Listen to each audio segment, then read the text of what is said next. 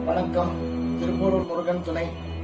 ஜாதக சம்பந்தப்பட்ட விஷயங்கள், திருமண பொருத்தங்கள் பற்றிய விஷயங்கள், பெயர் ஜாதகத்தை பற்றிய விஷயங்கள், நவரத்ன பற்றிய ரகசியங்கள், வாசு ரகசியங்கள், தொழில் ரகசியங்கள், திருமண தடைக்கு காரணம், இவை அனைத்தும் தெரிந்து கொள்ள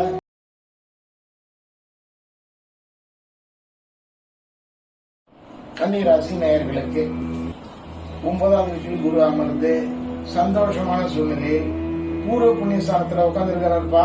குரு ரொம்ப சந்தோஷத்தை செய்ய போறாரு. 1, 3, 5வது வீட்டை பாக்குறாரு.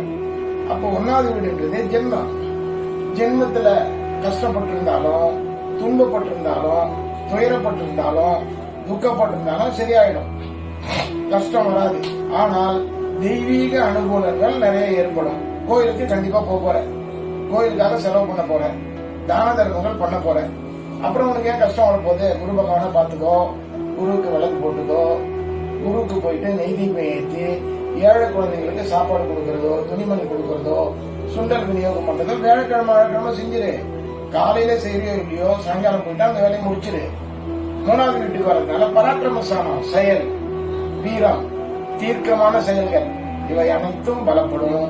சகோதர வழிகள் இருந்த மனக்கசப்புகள் தீர்ந்துவிடும். சகோதரன் சகோதரி உங்களுடன் ஓடி வருவார்கள். சகோதரருக்காக நன்மை செய்வீர்கள்.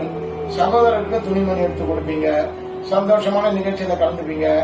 அக்கா தங்கச்சிங்கெல்லாம் உங்களை தேடி ஓடி வர போறாங்க. அக்கா தங்கச்சிங்கிட்ட இருந்த மன கஷ்டங்கள்லாம் போயிட போகுது. நீங்க செலவு பண்ண போறீங்க. நல்லதெல்லாம் நடக்க போகுது.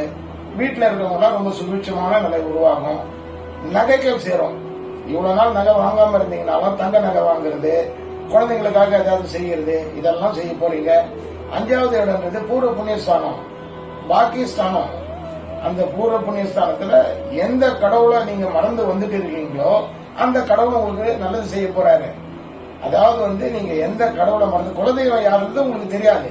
ஆனா குலதெய்வத்துக்கான பூஜைகளும், குலதெய்வத்தை மறக்காம அவருக்கு துணிமணி எடுத்து கொடுக்கறது, சந்தோஷமா கப்பனை எடுத்து காட்டுறது, பொங்கல் வைக்கிறது, கோயில் குளம் போறது, இதெல்லாம் செஞ்சு குலதெய்வத்தை நீங்க வணங்கினீங்கன்னா உங்களோட மூதாதையர்கள் பெரியவங்கெல்லாம் உங்களை ஆசீர்வதிச்சுட்டு போயிடுவாங்க.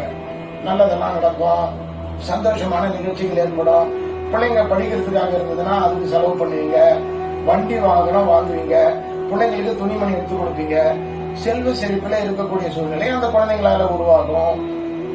குழந்தைங்களால உருவாகிறது மட்டும் இல்ல, நீங்க சேர்த்து வச்ச புண்ணியமாகப்பட்டது வேலை செய்யக்கூடிய சூழ்நிலை இந்த வருஷம் வந்துடும். ஏன்னா இப்போ எத்தனையோ ஜென்மத்துல செஞ்ச தப்புக்கு இந்த ஜென்மத்துல புண்ணியம் கிடைக்குது அப்படின்னா அந்த அவருக்கு பாக்குற பார்வை 5வது பார்வையா பார்த்துட்டதுனால எதெல்லாம் இழந்தீங்களோ, எதெல்லாம் கொடுத்துட்டு வந்தீங்களோ, எதெல்லாம் இல்லாம போச்சோ, உங்களை விட்டு ஓடி போச்சோ, அதெல்லாம் தேடி வரும். பணம் மட்டும் வர்றதில்ல, பாக்கியங்கள் வரப்போகுது, வண்டி வாகனம் வரப்போகுது, குழந்தைங்க சந்தோஷமா இருக்க போறாங்க.